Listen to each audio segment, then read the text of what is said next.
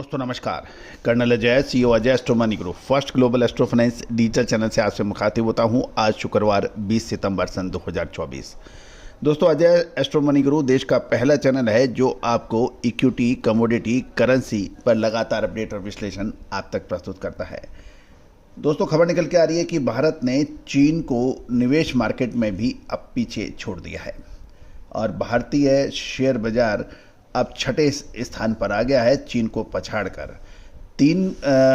जानिए रिपोर्ट विस्तार से। दोस्तों, भारत की अर्थव्यवस्था दुनिया में तेजी से बढ़ रही है और इसके साथ ही देश कई मोर्चों पर तेजी से प्रगति कर रहा है। इसमें स्टॉक मार्केट भी शामिल है।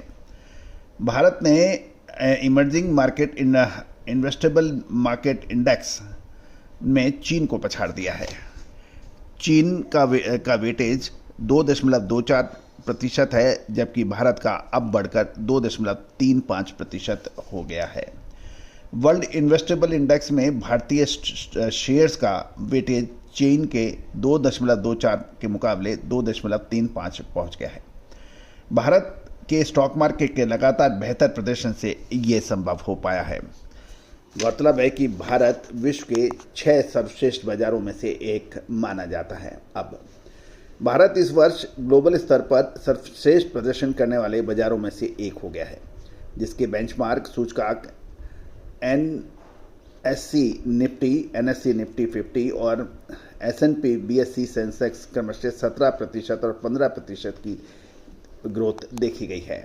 अर्थव्यवस्था और संपत्ति को लेकर चिंताओं के बीच चीन का शंघाई कंपोजिट सूचकांक इस वर्ष लगभग 9% नीचे आ गया है, जबकि भारतीय निफ्टी और S&P BSE सेंसेक्स में तेजी दर्ज हुई है। सबसे ज़्यादा वेटेज इस इंडेक्स में अमेरिका का है जो 63.23% है। उसके बाद जापान 5.73%, उसके बाद यूनाइटेड किंगडम 3.51%, कनाडा 2.83%, फ्रांस 2.38%, उसके बाद भारत 2.35% है। उसके बाद चीन का नंबर आया है 2.24%, स्विट्जरलैंड 2.14%, ताइवान 2% और जर्मनी 1.90 है। कुल मिलाकर भारत का दबदबा स्टॉक मार्केट का वर्ल्ड में बढ़ रहा है। ये भारतीय व्यापारी, उद्योगपति और किसानों की जीत मानी जानी चाहिए। दोस्तों, फ्रांस और भारत के बीच में बहुत कम अंतर रह गया है। फ्रांस 5वें नंबर पर है, भारत 6ठे नंबर पर है। भारत 2.35 है और फ्रांस 2.38% है।